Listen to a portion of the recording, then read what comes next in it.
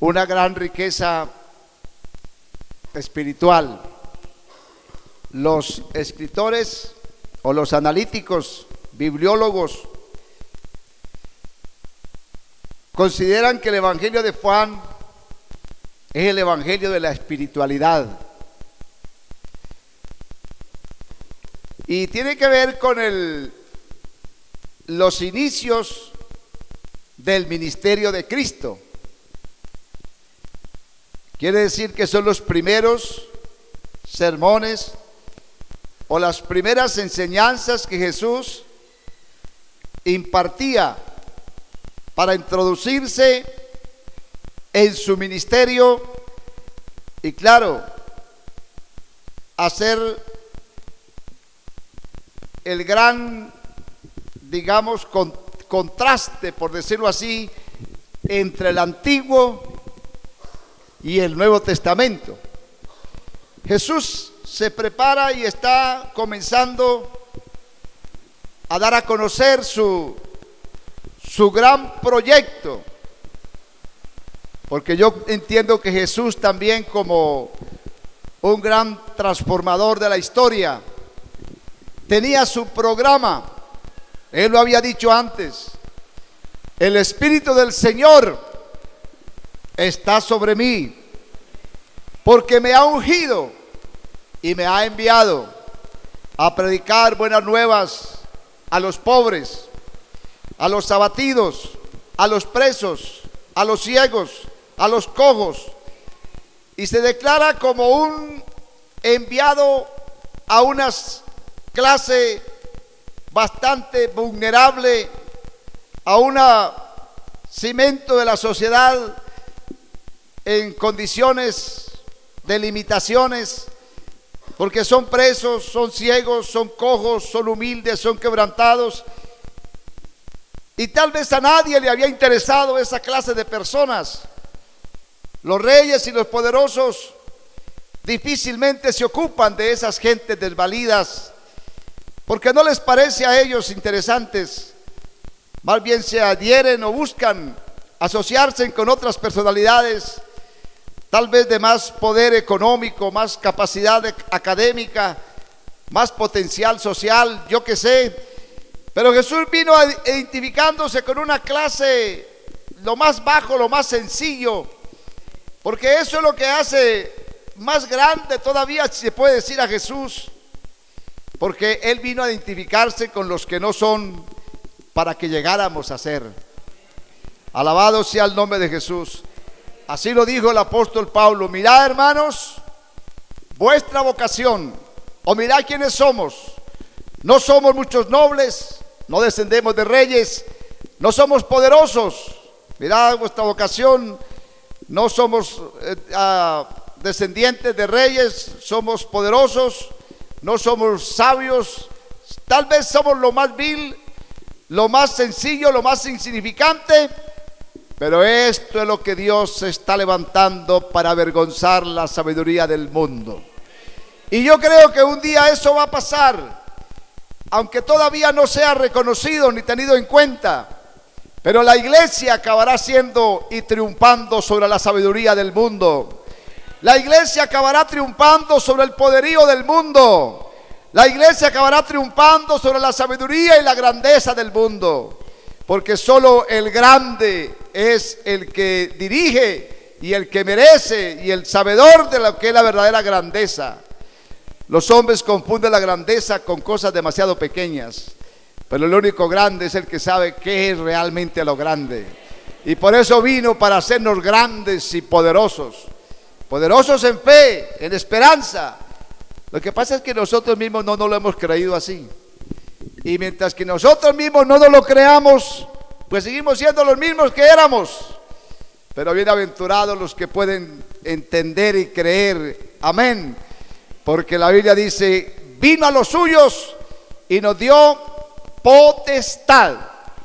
Quiere decir, nos dio autoridad de que nos llamemos no solo pentecostales, porque cualquiera puede ser pentecostal, pero la Biblia dice: nos dio potestad para ser llamados hijos de Dios. Y dice que si hijos, también herederos. Hay grandes misterios, hay grandes verdades que tienen que ser reveladas y tendrán que ser reveladas en su tiempo, para que la iglesia se salga de ese conformismo religioso y de esa tendencia a creer que esto es todo lo que nosotros tenemos. No, hermano, lo grande y lo maravilloso está por delante, está por venir. Pero necesitamos hombres y mujeres que nos atrevamos a arrebatar el reino de Dios y su justicia, para que vivamos en la libertad gloriosa de los hijos de Dios. Dele gloria al nombre de Jesús. Jesús tiene dos conversaciones muy interesantes en este Evangelio de Juan. La primera es la que él tiene con Nicodemo. Y la segunda es la que tiene con la mujer samaritana.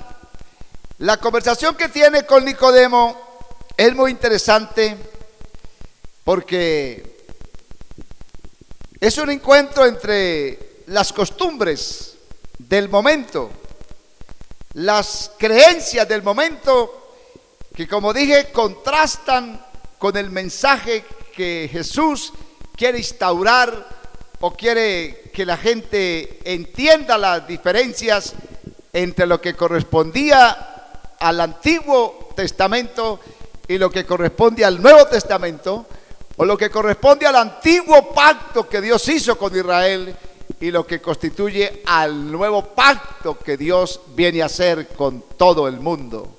Alabado sea el nombre de Jesús.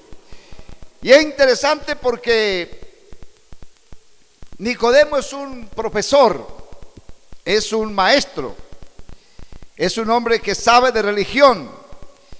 Y por cierto que tal vez había oído hablar de Jesús, pero no se atrevía a hacer público su interés en Jesús, tal vez por su propia condición de rabino, su propia condición de maestro, y por guardar tal vez su estatus de lo que él era socialmente. Y se le dice que este hombre a la final se atrevió a venir a Jesús, pero entonces vino de noche. Esto está en San Juan capítulo 3. Había un hombre de los fariseos, se llamaba Nicodemo, principal entre los judíos. Un hombre interesante, un hombre instruido, un hombre sabio. Y entonces dice, este vino a Jesús de noche. Se supone que no quería ser visto, que se interesaba por las enseñanzas que había oído de Jesús, y como él también sabía de religión, pues era maestro de la religión, le interesó el asunto y quería interactuar con Jesús. Y le hace una pregunta. Dice, Rabí quiere decir maestro. Rabí, sabemos que has venido de Dios. Eso ya lo sabían ellos, que no era un hombre cualquiera, era un enviado de Dios. Además no es enviado de Dios, es el mismo Dios. Has venido de Dios como maestro. Si vienes a enseñarnos, la función del maestro es enseñar. Y la pregunta es, ¿por qué nadie puede hacer estas señales que tú haces? Porque ya habían señales evidentes que realmente Jesús era un maestro de lo sobrenatural. Amén. Y había manifestación de señales muy poderosas. Y entonces dice, ¿por qué nadie puede hacer las señales que tú haces si no está Dios con él? ¿Por qué no pueden hacer señales como las que tú haces si Dios no está con él? Él estaba inquieto por las señales y por qué tenía que estar Dios y por qué tenía que ser así. La respuesta de Jesús a este hombre es, Jesús le dijo, de cierto te digo, que el que no naciere de nuevo no puede ver el reino de Dios. Parecería como una forma evasiva de la pregunta. ¿Por qué Jesús comienza dando una respuesta en esa manera? De cierto te digo que el que no naciere de nuevo no puede ver el reino de Dios. Eso es bastante interesante. Ver el reino de Dios o de entrar en el reino de Dios. Porque Jesús lo que vino fue a instaurar un reino. Por cierto que no es un reino político, no era un reino basado en estrategias políticas o militares. El reino que Jesús venía a traer es un reino espiritual. Amén. Los judíos le habían preguntado cuando Roma los tenía subyugados, entonces ellos habían visto en Jesús un interesante líder que podría liberarlos de la esclavitud de Roma, y le habían preguntado: ¿restaurarás el reino a Israel en estos tiempos? ¿Volverá Israel a tener un rey y tú vienes a restaurarle a Israel todas sus fortalezas políticas, sociales, culturales, en fin? ¿Volverás a ser rey de Israel? Porque lo vieron como una opción para volver a reinar políticamente en la tierra. Pero ya sabemos la respuesta de Jesús. Jesús les dijo: no os toca a vosotros saber las sazones o las razones que su Padre ha puesto en su sola potestad, pero recibiréis poder cuando haya venido sobre vosotros el Espíritu Santo, y me seréis testigos. Eso está diciendo que entonces Jesús venía a instaurar un movimiento, por decirlo de alguna manera, no basado simplemente en creencias, en costumbres o en discursos, que Jesús venía a instaurar un poder basado en espiritualidad. Es que las cosas de Dios son espirituales, y esto no lo pueden entender sino los espirituales. La Biblia lo dice: el natural no percibe las cosas de Dios, porque para él son locura, no las puede entender. Pero el espiritual todo lo discierne, todo lo juzga, todo lo entiende, sobre todo las cosas del espíritu, porque él tiene la mente de Cristo. Y la mente de Cristo se adquiere en la relación personal que uno va desarrollando con Jesús. Uno va aprendiendo a pensar como Jesús, uno va aprendiendo a vivir como Jesús, uno va aprendiendo a interpretar las razones de Jesús. Pero en la mente de Cristo no es algo que se adquiere milagrosamente, se adquiere en una interacción, en una interactuar permanente, en una relación personal con Dios. Eso va cambiando la mentalidad. Nosotros nos hemos cambiado de mente porque nosotros somos cristianos religiosos y cantamos y oramos y a veces ni sabemos lo que cantamos, y por eso nosotros no crecemos espiritualmente, porque la mente nuestra sigue cautiva en las cosas propias de la mundanalidad. Y no estoy hablando de la mundanalidad del sentido pecaminoso moral, sino la mundanalidad del propio sistema del mundo, porque las cosas del mundo son demasiado absorbentes. ¿Y cómo liberarnos de esos pensamientos? Porque la vida cristiana, para que crezca, tiene que ser liberada de las formas de pensamiento natural del hombre. La Biblia dice que renovemos el entendimiento para que podamos comprobar. Hay cosas que no se pueden comprobar sino en la renovación del entendimiento y del cambio de mentalidades. Porque uno siempre será como piensa, o uno piensa como es. Porque la Biblia dice, tal el pensamiento del corazón, tal es él.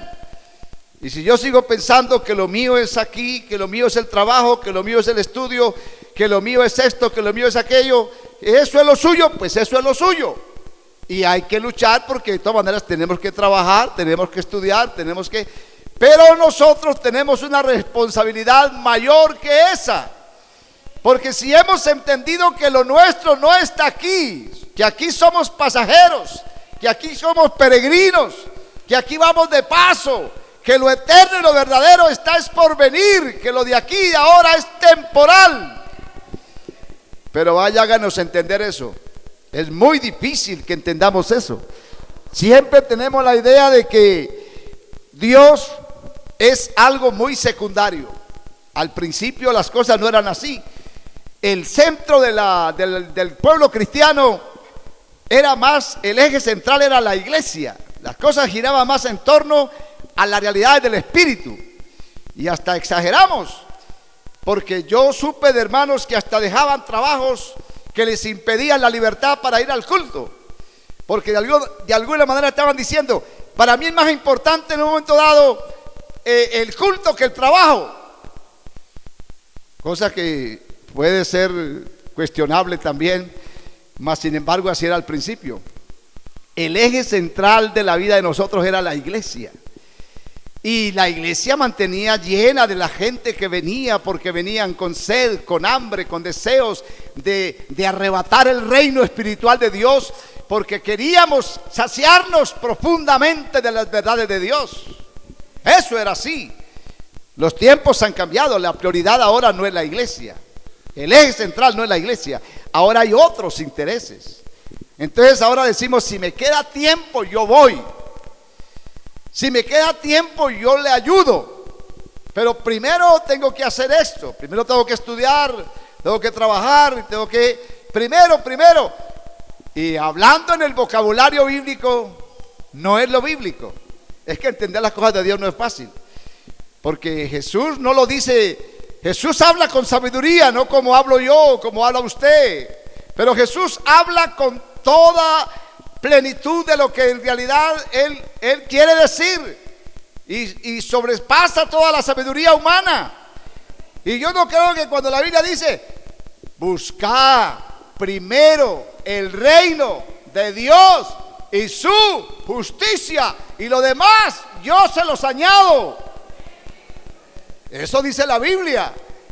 Pero ¿cuántos en realidad hacemos eso? ¿Sí será que si usted honestamente le preguntan, ¿usted qué es lo que busca primero en esta vida? Pues obviamente mi trabajo, mi estudio, mis quehaceres. Pero no va a ser fácil encontrar una persona que dé una respuesta bíblica, porque no maneja el vocabulario bíblico.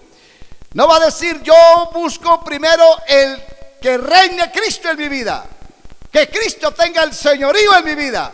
Y si Cristo tiene el señorío en mi vida y Él es el Señor, yo no me preocupo, porque yo soy su siervo. Y el responsable de mi vida, el responsable de mis hijos, el responsable de mi futuro, el responsable de todo, no soy yo, el responsable es Él, porque yo soy su siervo. Pero vaya a ver cuántos decimos eso hoy en día. Y que para decir eso no es diciéndolo así nomás. Hay que haberle permitido a Cristo ser el Señor de nuestras vidas. Pero Jesús lo dijo, busquen primero. Y Él veía a las gentes como hoy, afanadas y preocupadas. ¿Qué comeremos? ¿Qué vestiremos? ¿Dónde viajaremos? ¿Qué haremos? La vida. ¿Ustedes por qué se preocupan tanto por las cosas de esta vida? Jesús dijo, ustedes no ven los pájaros. Pero hoy en día, pastor, eso no se puede. Ustedes no ven los lirios. Alguien se ha vestido y se podrá vestir como se viste un lirio. Nadie, ni el rey Salomón, ni el rey de no sé dónde.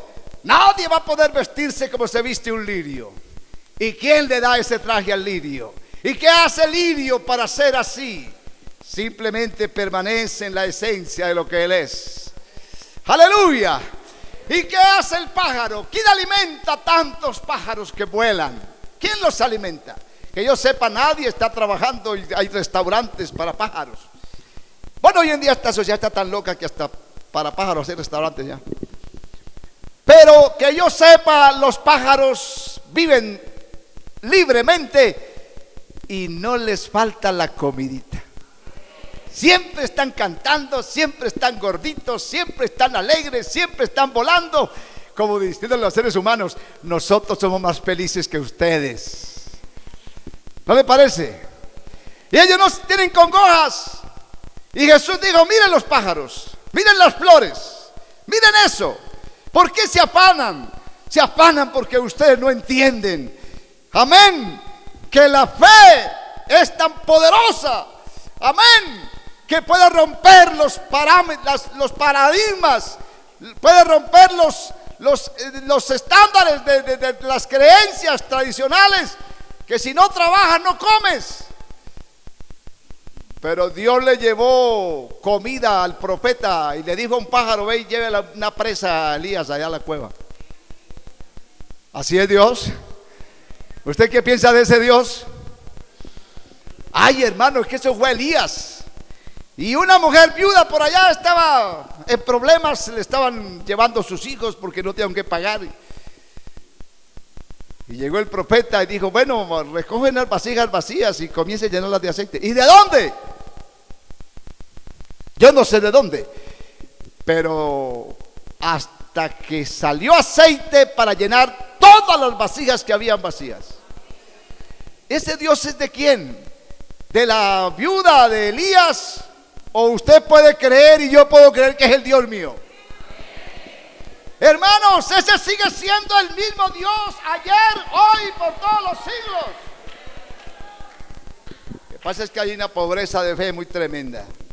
Hay mucha religiosidad, mucho cántico, mucha Biblia, mucho discurso, pero poca vivencia de lo que es la realidad del Espíritu.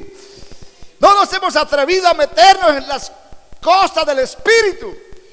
Y esto sigue siendo cosas, escúcheme esto, esto sigue siendo cosas que ojo no han visto, ni oído han oído, ni han subido en corazón de hombre, pero Dios las tiene ahí.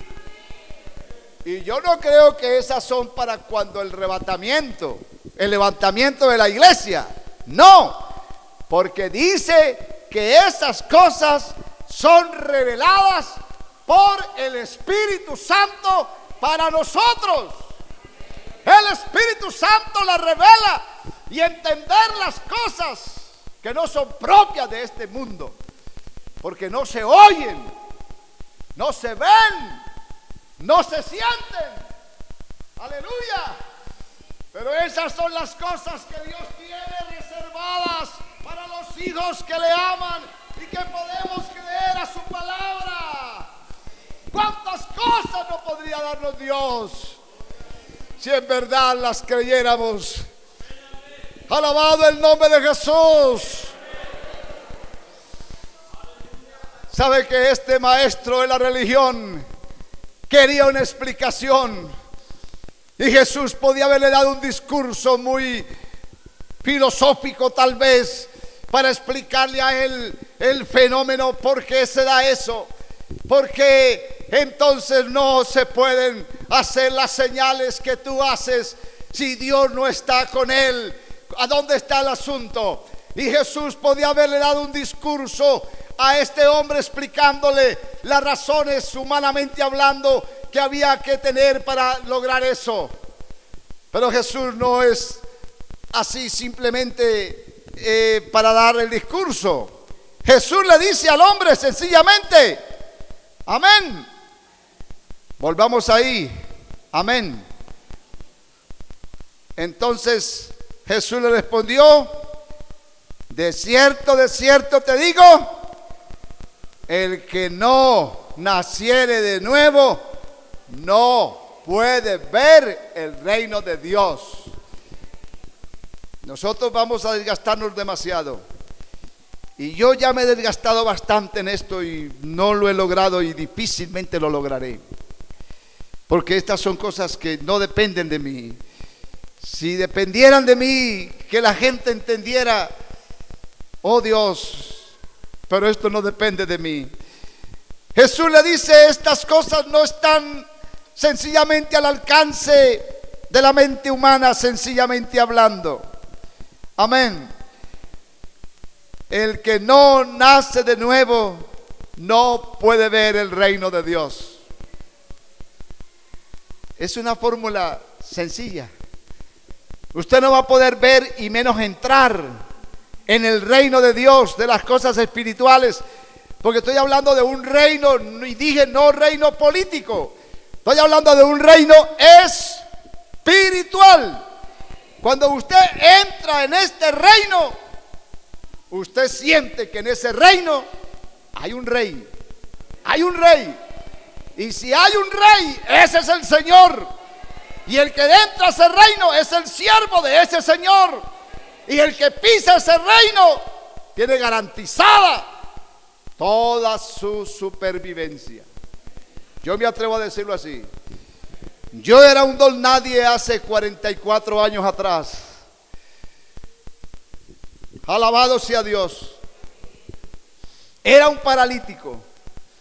Mendigué y pedí para subsistir. Pero cuando me hablaron de este evangelio y yo me posesioné y entré en ese reino, porque tuve esa experiencia, no por ser mejor que los demás, solo por gracia y misericordia, pero entendí que el evangelio no era una religión, no eran simples creencias y ritualismos. Yo entendí que el evangelio es un poder de Dios transformador. Aleluya. Lo busqué en el monte, lo busqué en todo lugar, hasta que en verdad un día dije, oh Dios, vive Dios. Y dije, no hay nada que dé más garantía a mi vida, no hay nada que dignifique más mi vida como lo dignifica la verdad del evangelio. No hay nada que me dé más garantía a mí del futuro como la garantía que me da poner la confianza y la fe en Jesús.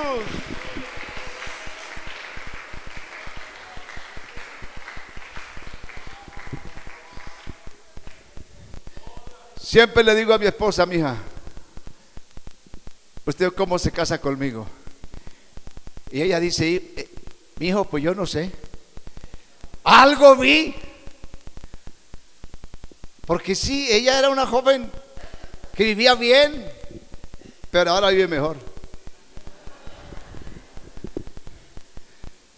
Estudiando y como toda muchacha por ahí. Y yo un flaquito por ahí también. Y con pretendientes profesionales, académicos. Y se enamora de este flaquito. Y yo mismo le digo, ¿usted qué me vio a mí? Y yo, mijo, no sé. Y yo le dije, pues bienaventurada porque no vio y creyó.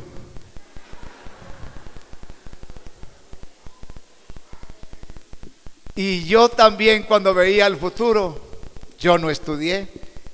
Yo vine a hacer mi bachiller de viejo. No me da pena decirlo.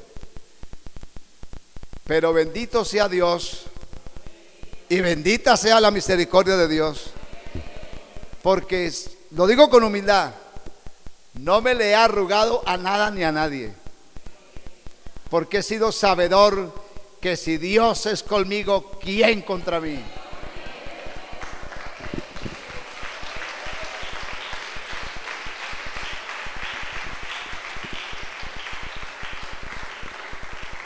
Yo entré en ese reino. Ya entré en ese reino. Y yo no supe más. Solo supe que entré en el reino y eso me garantizó todo lo que hasta ahora soy. Yo no sé a qué horas tuve 4 hijos. Bueno, sí, más o menos. Sí, recuerdo más o menos. Pero es que a mí me decían, pastor. Digo, pastor, no, hermano Orbey, no se case, hermano. No se case. Usted fue paralítico. Y no me decían ampliamente, pero yo entendía que entonces yo, como era un ex paralítico, yo no funcionaba como hombre. y hasta me estaban psicoseando. Pero si será tanto el daño. Y siempre digo, ¿qué tal que hubiera creído ese cuento?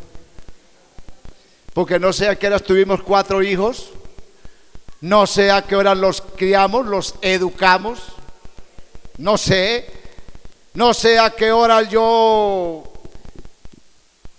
nunca me ha faltado nada. Yo no puedo decir que a mí he pasado hambres, yo no puedo decir que he tenido escasez de ropa, y yo no puedo decir que me ha faltado nada. Honestamente, y mi esposa lo dice, nunca hemos tenido que pasar por ninguna necesidad. Digo necesidad de hambre física, no hay que comer, no. Siempre Dios ha mandado ahí. Y cuando ha habido la prueba, alguien ha llegado con un mercado. En Envigado yo recuerdo, cuando comenzamos el ministerio era duro. Y a veces, ¿verdad? Dios prueba la fe. Y en apariencia no había. Pero no era más sino como, no te preocupes. ¿Ves que no hay nada? Pero yo proveeré. Yo soy tu proveedor. Yo soy tu Dios. Yo soy tu rey. Yo soy tu galardón. Yo soy tu escudo. Yo soy tu verdad. Homa dis, Homa, Hama Yisama Habayud, Hama Baba Sama Habayisima. Y llegaban los hermanos con mercados a la puerta, o los mandaban. Dios siempre ha tenido cuervos enviándonos la provisión. Y yo no he hecho méritos, yo no soy mejor que nadie. Todo lo que yo he hecho es ser fiel a Dios, es creerle a Dios. Oí tu palabra y te vi, porque yo entiendo que tú no hablas por hablar, tu hablar es sí, no, sí, no. Y si dices sí, es sí, y lo voy a creer, sí, sí, sí.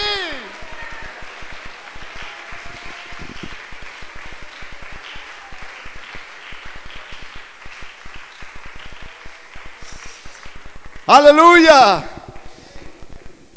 Pero estas cosas no se van a entender. El que no, amén, nace de nuevo, no puede ver. No puede ver. Pero la gran pregunta, Nicodemo no entiende y es un profesor de religión.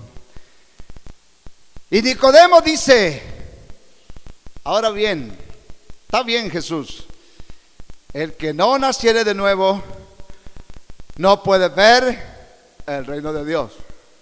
Está vedado, está vedado. Eso está guardado a espirituales. Eso está guardado a gentes que no buscan superficialidad, buscan profundidad en las cosas. Y si en algo se debe buscar profundidad, en las verdades de Dios. Porque son cosas muy profundas, demasiado profundas. Lo más profundo que puede existir en las verdades de Dios. Porque nadie puede verlas con telescopios.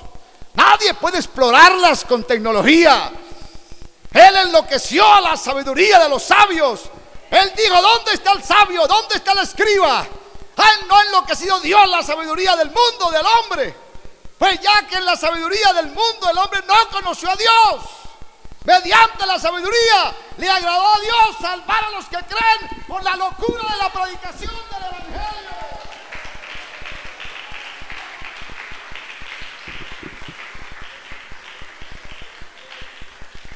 Y ahí sigue la sabiduría. Aleluya. Pero hay un Dios que es más sabio que la misma sabiduría. Yo no digo Dios es muy sabio, sencillamente Dios es la sabiduría. Alabado sea el nombre de Jesús.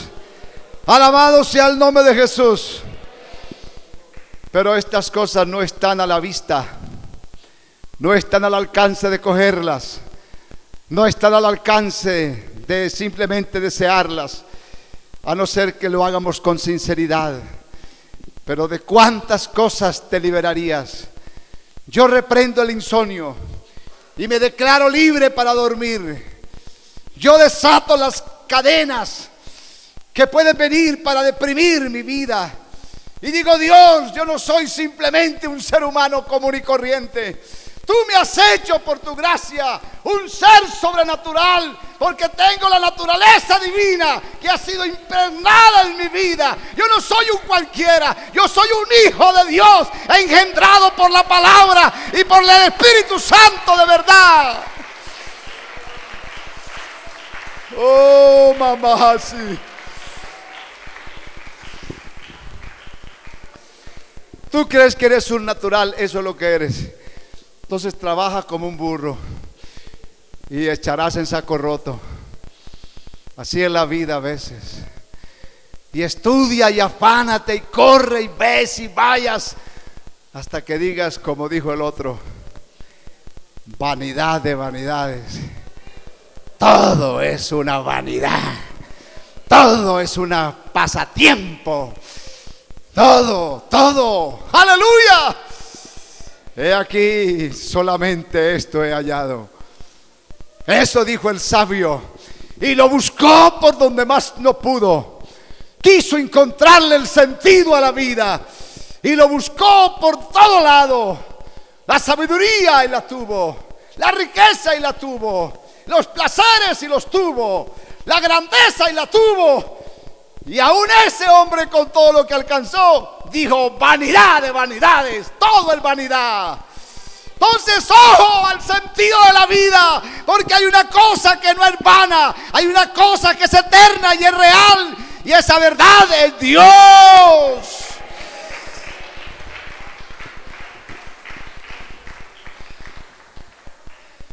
Usted pensará que fanático está este pastor. Qué fanático este pastor. Bueno, usted verá cómo me dice, pero yo hablo desde mi experiencia. Yo no soy de ayer, yo soy de hace rato.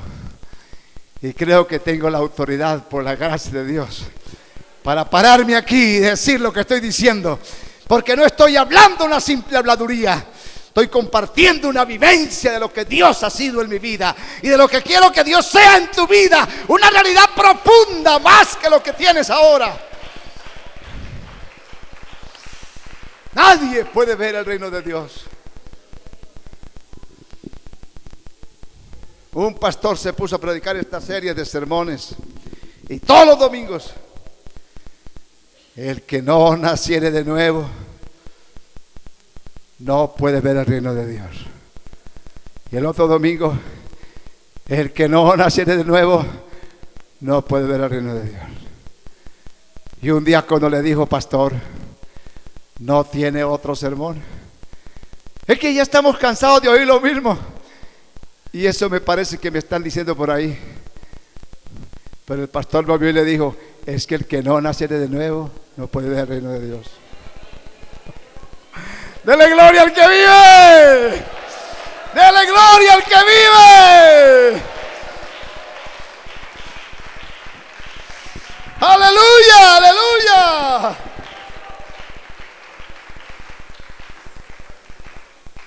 Y es que el que no naciere no puede ver. No hay nada, es que es imposible. Humanamente hablando, lo es imposible hacer que un ciego vea. Ese es el gran problema de los pastores espirituales. Los pastores religiosos la pasan bien, porque un discurso, un sermón, y la gente amén, y váyase, ofrende, diezme y ya. Pero yo no me considero un pastor religioso. Yo me considero un pastor espiritual, por la gracia y por la misericordia. Y yo me siento cansado. Créame que estoy fatigado. Pero mi cansancio no es como decir, ya no voy más, porque estaría contradiciendo las fuerzas del Espíritu. Porque Él da fuerza al cansado, y Él no da fuerzas como la del búfalo. Pero mi cansancio no es en esa dirección. Mi cansancio es una especie de frustración. ¿Cómo hacer entender? ¿Cómo hacer que un ciego vea? Oh Dios, solo un milagro. Un ciego no va a ver si no hay un poder sobrenatural que declare una palabra sobre ese hombre y pueda ver y abrir los ojos. Y solo Dios, que yo sepa, le ha abierto los ojos a los ciegos. Amén. ¿Se acuerdan del coro del hermano Argemiro? Una cosa yo sé, y en esa creo. Una vez era ciego y ahora veo. Una cosa yo sé y ahora creo. Una vez era ciego y ahora veo. El peor de los ciegos es todo aquel que teniendo la vista no pueda ver. El peor de los ciegos es todo aquel que teniendo la vista no pueda ver. Ah, claro. No hay peor ciego que el que no quiere ver. Unos que no quieren y otros que no pueden. Jesús, ayúdanos. Jesús, ayúdanos. Jesús, ayúdanos. Jesús, misericordia. Ilumina. Solo la luz de tu espíritu nos hará ver la luz. Aleluya. Es que siento unas tinieblas tan densas que yo quisiera darles un puñetazo y traspasarlas, para que te atrevas a dar un paso adelante y no te quedes en el pentecostalismo religioso y digas: en verdad entiendo ahora, en verdad siento ahora, porque Dios, mi hermano, es real. Dios es real. Dios trasciende.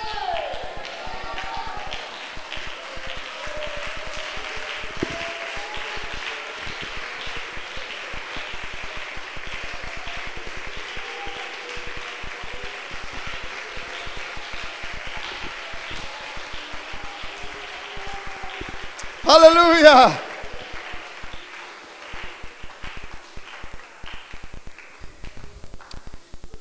Nicodemo tiene una pregunta interesante también. Está bien, el que no naciere de nuevo no puede ver el reino de Dios. Y es como decir: ahora, ¿qué esperanza hay para mí? ¿Qué esperanza hay para mí? Y se evidencia en la respuesta. Nicodemo dijo en la pregunta: ¿Cómo puede un hombre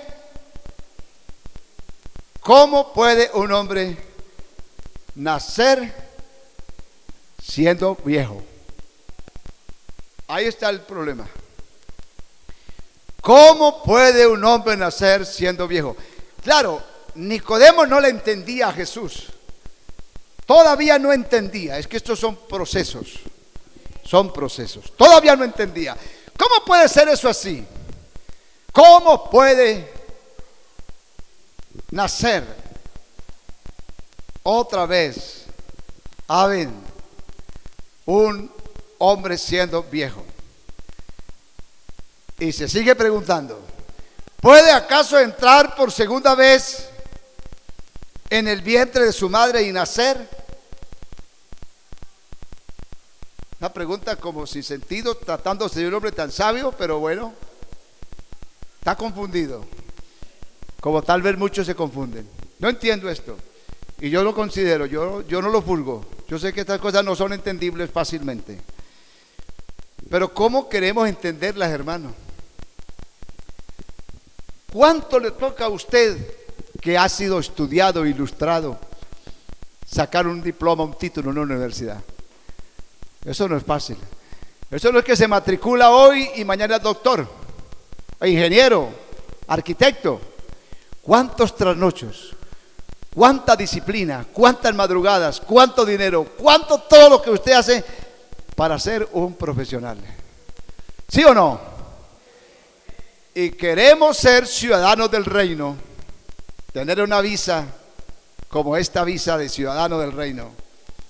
Queremos vivir en las cosas del Espíritu, y lo que hacemos es palmitas.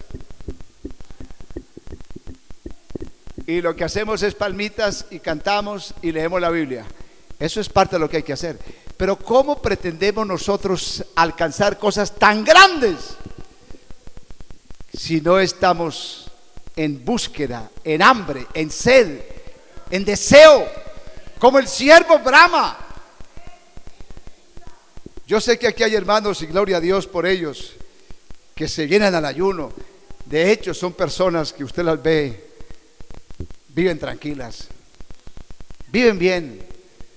Y no viven bien porque tienen buen empleo, no viven bien porque tienen buena casa. Ellos viven en chocitas humildes. Yo he ido a Zafra.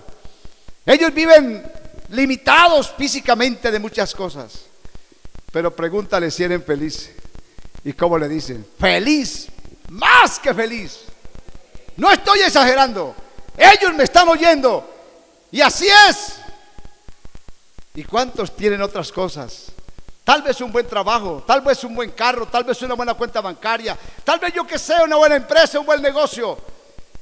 Y usted no vive igual, usted vive afanado, vive turbado, vive preocupado, vive desesperado porque hay cosas que hacer, hay cosas allí, hay cosas allá. La mayor riqueza es la riqueza del Espíritu. Alabado sea el nombre de Jesús.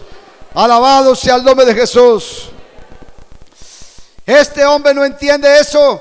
Y Jesús vuelve y le dice: de cierto te digo, como aquel pastor, el que no naciere de agua y de espíritu no puede entrar en el reino de los cielos. Jesús insiste en esa posición. Y esa es la posición del cristianismo. No puede ser otra. Es que aquí no estamos enseñando humanidades. Aquí no estamos enseñando conducta de moral. Yo no soy profesor de moral. Yo no soy maestro de conducta simplemente. Yo no estoy aquí tratando de enseñar simplemente ciencias del saber. No, yo estoy predicando un mensaje que es espiritual. Un mensaje que Pablo dijo: no me avergüenzo del evangelio porque es potencia de Dios, poder de Dios. Amén. Y esto es para los justos. Y los justos solo viven por la fe. El justo por la fe vivirá. Aquí no vivimos por el seguro de vida. Aquí no vivimos por la empresa. Los cristianos tenemos que saber y acostumbrarnos a que nosotros no dependemos de las economías fluctuantes del país. No dependemos de los gobiernos, aunque los respetamos y los apoyamos. Pero dependemos de la soberanía del eterno y del único Dios verdadero. Eso hay que aprenderlo, eso hay que saberlo.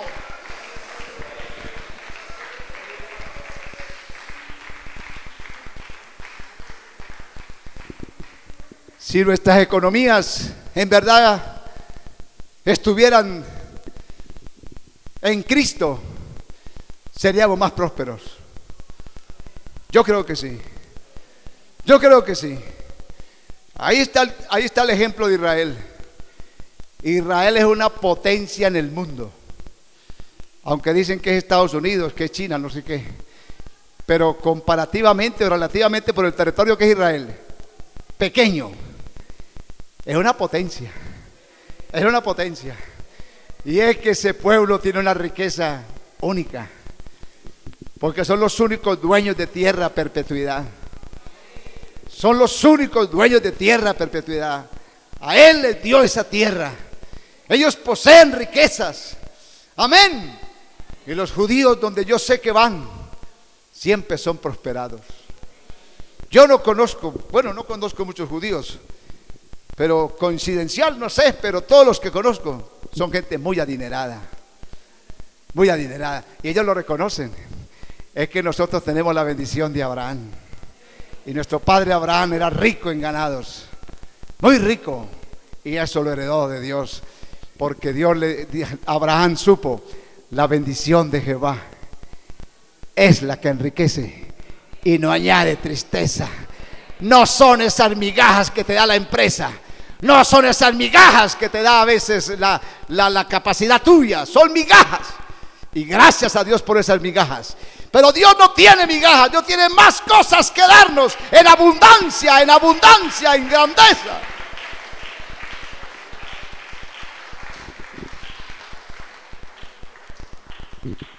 Pero si ni siquiera diezmamos, porque pensamos que diezmar es un negocio del pastor. porque no entendemos, y yo respeto eso. Yo también creía así. Entonces, ¿cómo queremos tener toda la favorabilidad de Dios? Hermanos, convirtámonos a Dios. No importa qué tan pentecostal te creas, no importa cuántos años lleves en esta iglesia, pero yo te exhorto a que nos convirtamos a Dios, a que nos metamos en Dios, a que entendamos el propósito de Dios para nuestras vidas, para que cambien tantas cosas. ¿Por qué están perdidos los hijos? ¿Por qué están desbaratados los hogares? ¿Por qué está maltrecha la economía? Porque usted sigue jugando con dos mundos, un poquito aquí y un poquetón allá, y así no es. O tú eres cristiano o eres mundano. O Cristo es tu rey y Cristo es tu proveedor y Cristo en realidad es lo que Él dice que es. Yo creo eso. Amén. Yo soy tu escudo, le dijo Dios a Abraham. Yo soy tu escudo, es decir, yo es el que voy delante de ti. Amén. Si hemos entendido eso, entonces tendremos paz. Yo a veces le digo a mi esposa, porque ella tampoco entiende mucho. Qué pena, mi hija, se va a quedar mal. Pero ¿qué culpa tiene ella?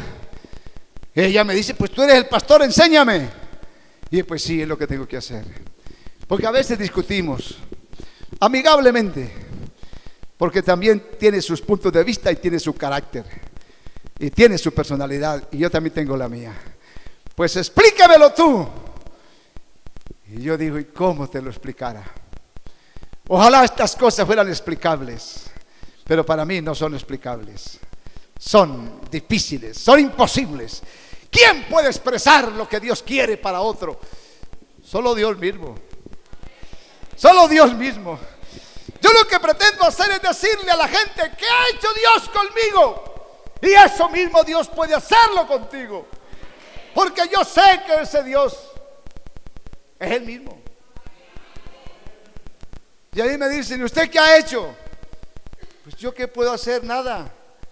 Yo he creído esa palabra. Y Dios me ha guardado. Porque yo ni siquiera puedo decir que yo me he guardado. Dios me ha guardado. Porque en mí ha habido siempre el hombre salvaje que ha querido hacer lo que le da la gana. Pero ha habido una voluntad soberana. Y aprendí, ya no vivo yo. Eso lo estoy aprendiendo y lo estoy asimilando. Ahora vive Cristo en mí. Y lo que ahora vivo, lo vivo en la fe del Hijo de Dios. Quiero terminar, porque voy a seguir con estas reflexiones. Estos no son temas tan profundos. Bueno, son profundos porque son espirituales. Pero no son temas como halagadores, como temáticos. Porque a mí me gusta ir más a lo espiritual. A lo espiritual. Jesús le enseñó a Nicodemo una fe espiritual. Espiritual. Y el domingo veremos luego a quién le enseña otra fe espiritual. A la mujer samaritana. Dios también le dice, déjate de cosas. No hay que estar pensando en ritualismos. Jerusalén, el templo, no sé. Adora a Dios en espíritu y en verdad. Yo estoy declarando para Belén un avivamiento de oración. Oh Dios, yo estoy invocando respeto para el santuario. Que nos dejen orar a los que queremos orar. Que nos dejen cantar a los que queremos cantar. Que nos dejen adorar a los que queremos adorar. Y si usted va a venir, haga lo mismo. Y si no, entreténgase en la cafetería, por favor. Cómase unas buenas empanadas allá. Pero aquí vamos a adorar. Aquí vamos a bendecir. Aquí vamos a recibir. Alabado, dale gloria a Jesús.